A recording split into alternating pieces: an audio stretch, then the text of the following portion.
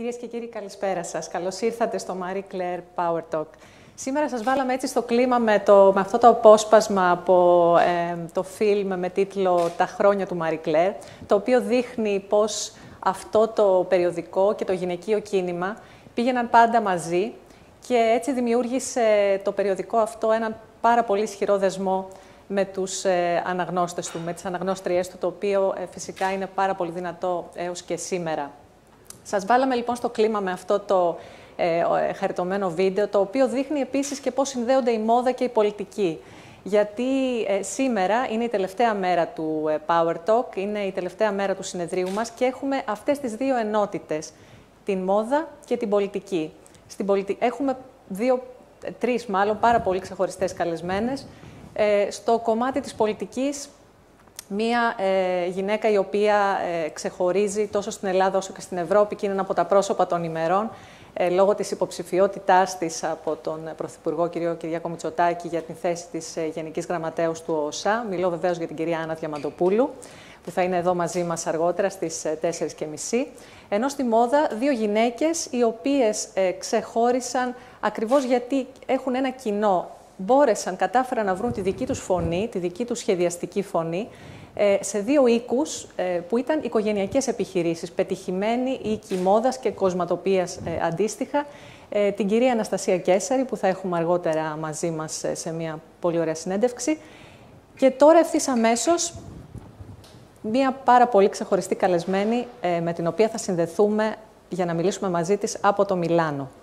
Θα συνδεθούμε με τη γυναίκα η οποία εκπροσωπεί αυτή τη στιγμή έναν οίκο μόδας, τον οίκο Μissoni, ο οποίος έχει μια ιδιαίτερη θέση στην ιστορία της μόδας για πολλούς λόγους. Καταρχάς ήταν ένας από τους οίκους που μαζί με άλλους στην Ιταλία πρωταγωνίστησαν στην άνοδο του πρέτα-πορτέ, δηλαδή του έτοιμου ενδύματος της δεκαετίας του 60 και συνέβαλαν στο να θεωρείται πλέον η Ιταλία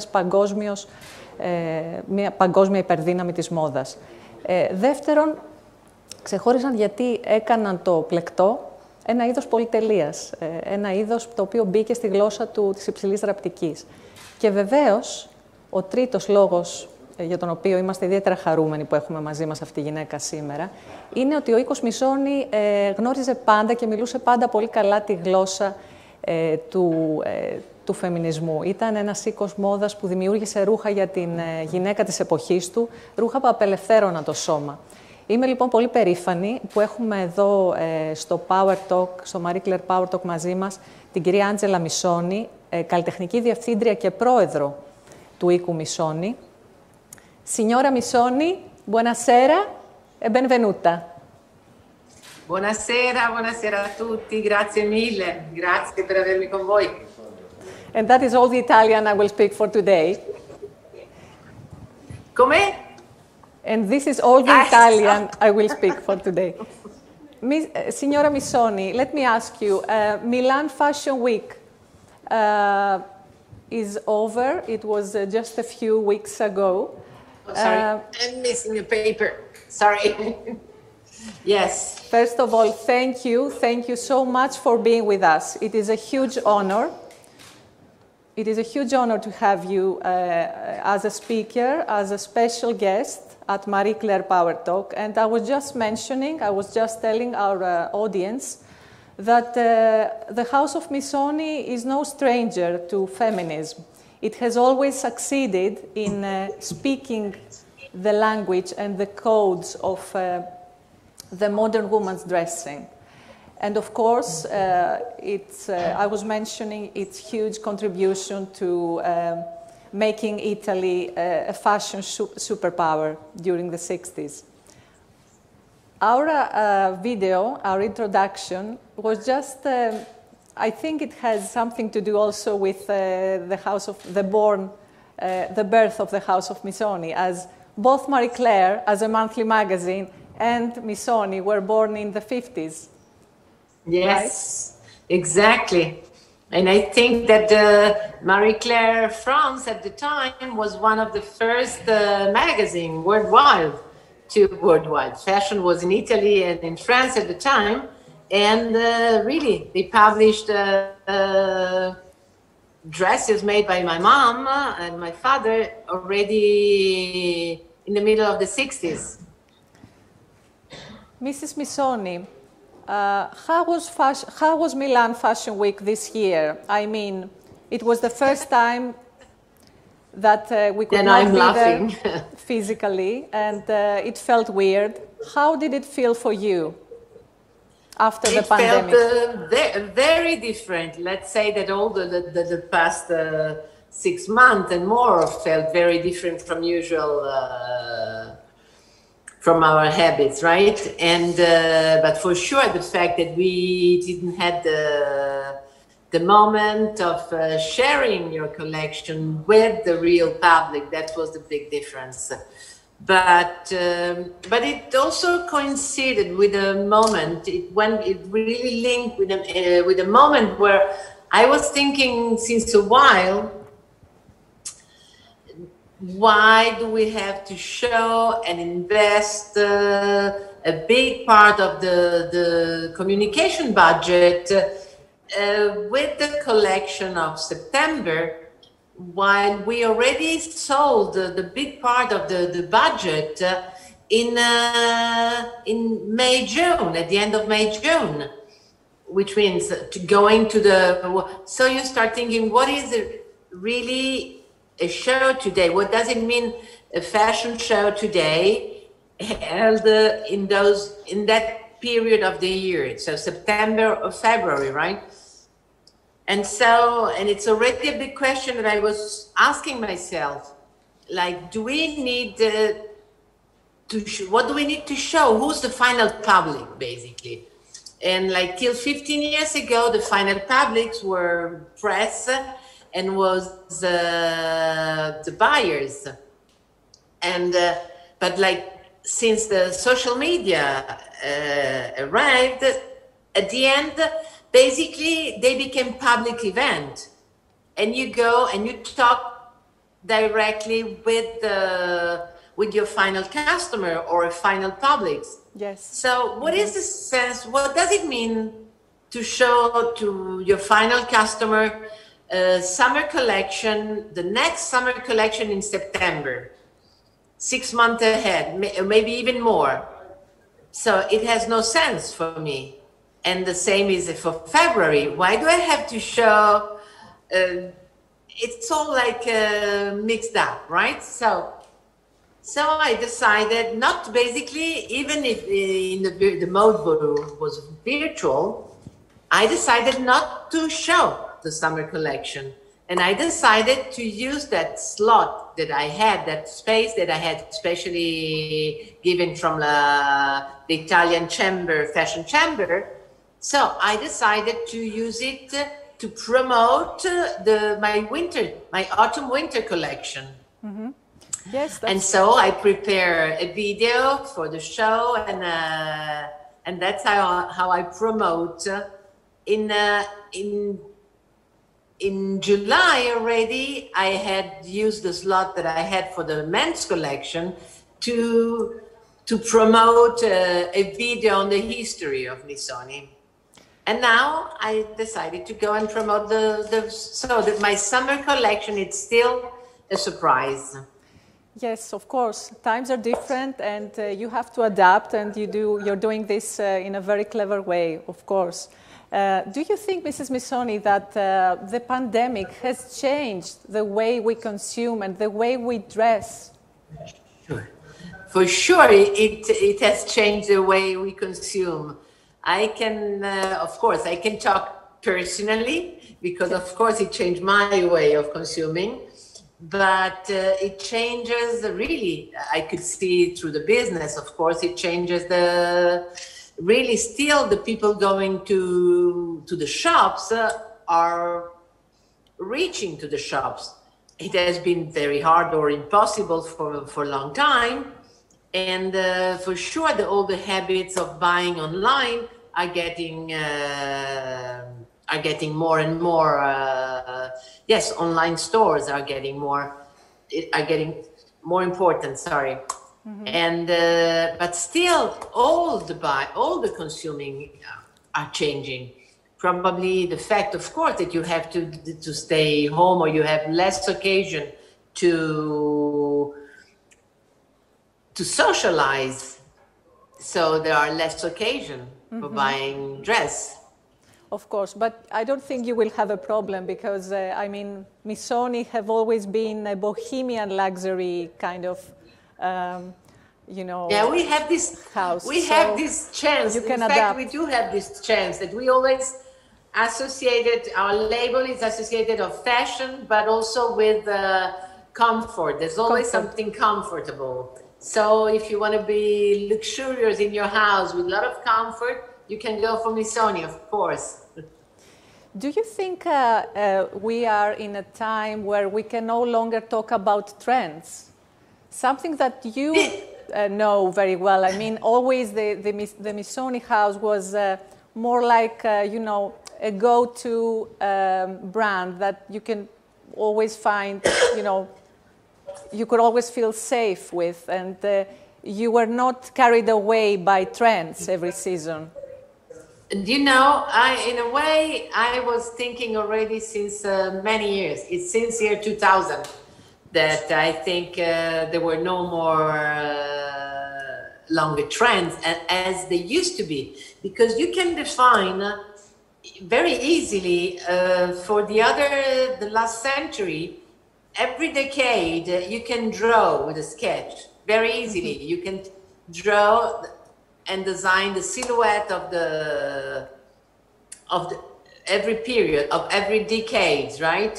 But then as soon as you come to year 2000, this is not possible anymore. For the past 20 years, there has been no big trend. There's been a lot of power from fashion houses. The market became larger, the fashion houses, everybody's making its own story, and yes, the merchandising arrived. A lot of product on the market, and every minute it needs to look new, and it needs to look fresh, and it needs to stimulate buying.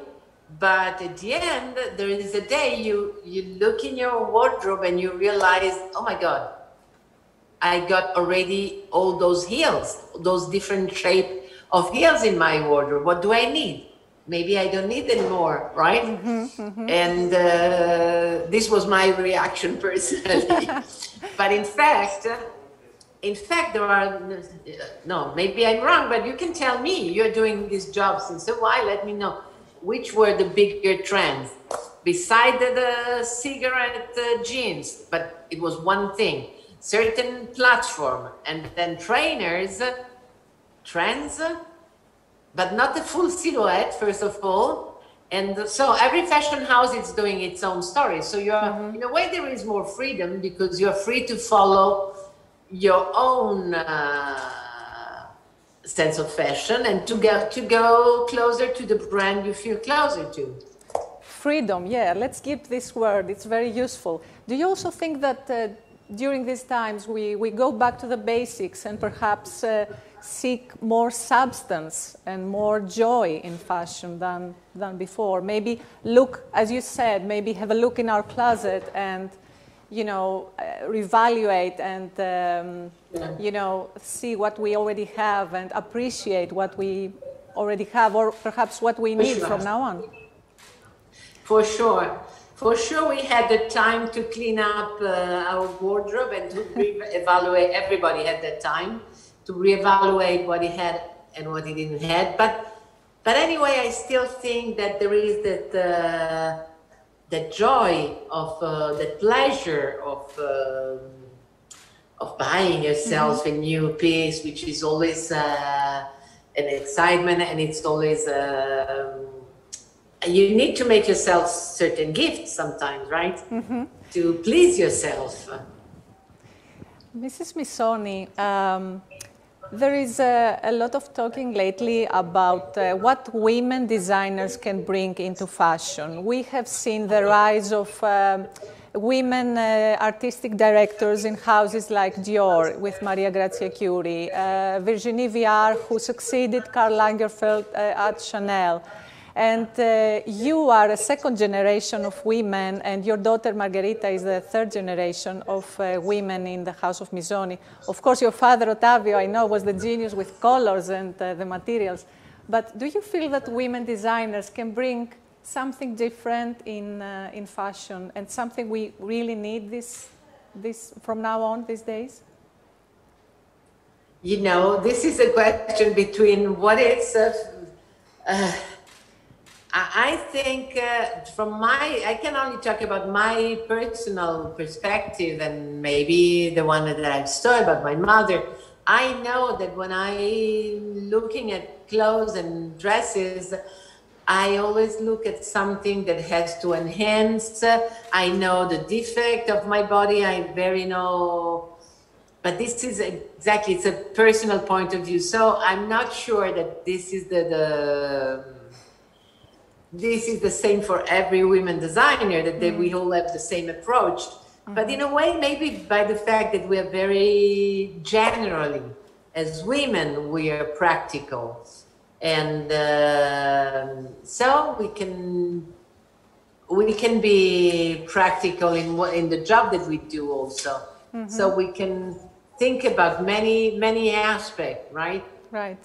The famous thinking on many levels on what is good for a dress and how it has to be and how it has to make you feel, and maybe this sensibility we are bringing in, and the practice of thinking of various aspects of a dress. The fact that you understand the woman's needs better, perhaps. Also, maybe not all of them. Maybe not all of them. Also, there is a big discussion about sustainability in fashion. So, do you think this is actually something that we can follow as consumers, or something that the fashion houses can actually follow, or is it like, you know, just communication? No. I do think this is the future. Sustainability is the future in everything we do on our daily routine, right? We have to follow that. So, and in every field. So I think that fashion will has to follow, and we have so for sure. Of course, the big problems started with how do you say it? Fast fashion. Not to point the finger, but in fact, it was where you made those garments and how they were made and how you could control those places, those far, and but still there is a lot you can do even for fashion houses like us, where we produce 100% of the first line is produced in Italy. So already, if you know that you produce in Italy, there is already a big part of that you know you're already doing well. But there are so many sides of so many facets of sustainability. So even here at Missoni, we are putting down a plan that you can face, because there are new rules in the way you can build a shop, for instance, not only the way you build a garment, right? So the way where are your suppliers for the yarns, for the fabrics? There are, how much do you have? What kind of power do you use to have your machine going on? What kind of really, it goes through so many levels. And for sure, there's always something you can do better. And so we're trying, and everybody, in Italy, the Camera della Moda, which is the Italian fashion chamber, has really put down a lot of, since many years, it's working on sustainability and helping all the fashion houses to improve that aspect of the work, which is absolutely fundamental. It's like you cannot be without. I think in every level, in every sector. I do think that in your job too, you have to face, with your magazine, you have to face yourself, the way the magazine is made, the way the magazine is distributed, the way the magazine is planned. We'll need to follow new rules, right? Mm-hmm. Since this is a conference about equality and women leadership, are you happy with things in Italy? I'm talking about gender equality and perhaps unsolved issues. How do you feel about that? Oh, I feel that, of course, you know, when you live in a city or nearby a city in the north of Italy, already we are really leading the way. Sometimes you think it's everything is normal, or it's that we're doing well and that women has a. But of course, Italy is not all the same, and unfortunately, the southern you go, and the more difficult the situation is for women. So for sure, there is still a long road to go for women. And about gender equality, yes, that's the thing. There's still men are still paid in general more than women in the same position. But you can see today many women that wouldn't do job that they were there before, right? That they were not available for them before. But still, I think we need, you know, I have something that I realized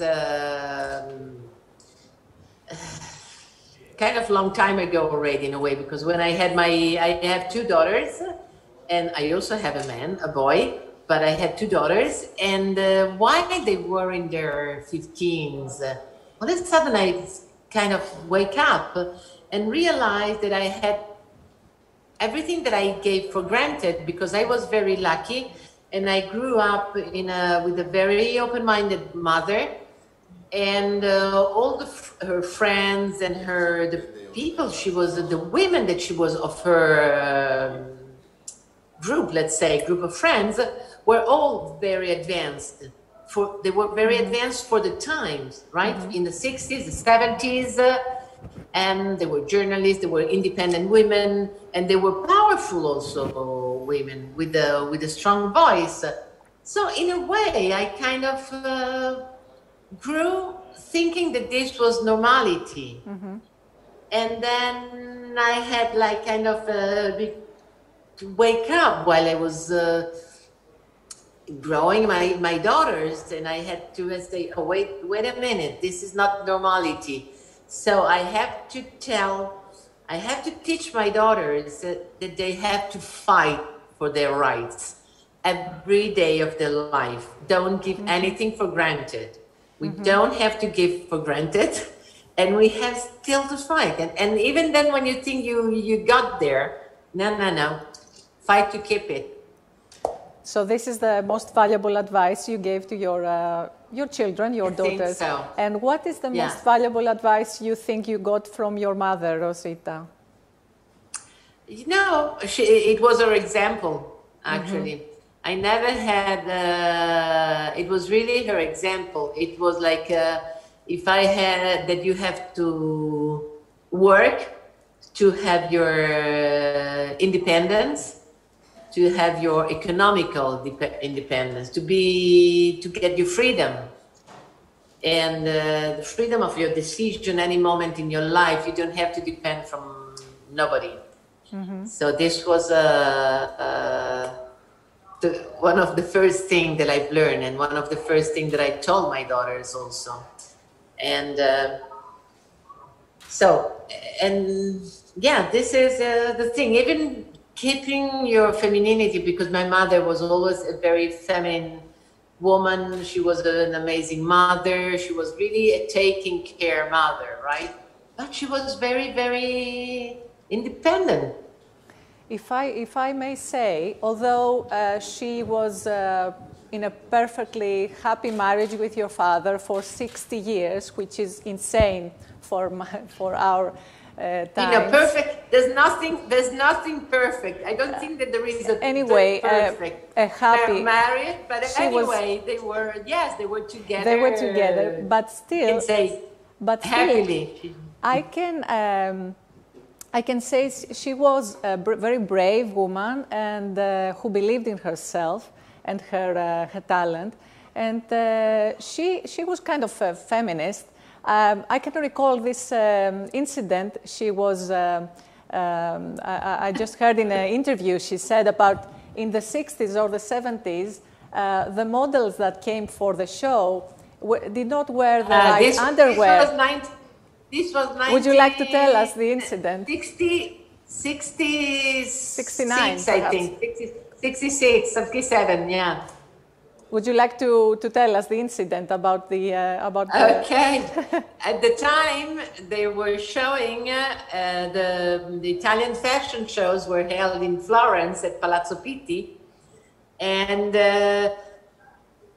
my mother did certain dresses in a very light lurex with a light print, and all of a sudden, just at the moment before, I mean, think about that there were no rehearsal, so everything was like good the first, and so she realized the moment that the girl had to come out to the catwalk that the girls had white big bras under those very sheer clothes. And so she said to the girl, no, not possible. You take off your bra. In fact, this blouse or this dress were in a way transparent, but they also had pockets on top of the tits. So you can imagine, compared to today, it's nothing like, but anyway, it was a big scandal. Yes. It was a big scandal, and then they were banned. They were banned from Palazzo Pitti. They were not invited this season after. But then, a few months after, in Paris, Saint Laurent launched the nude look. So, she was the first one.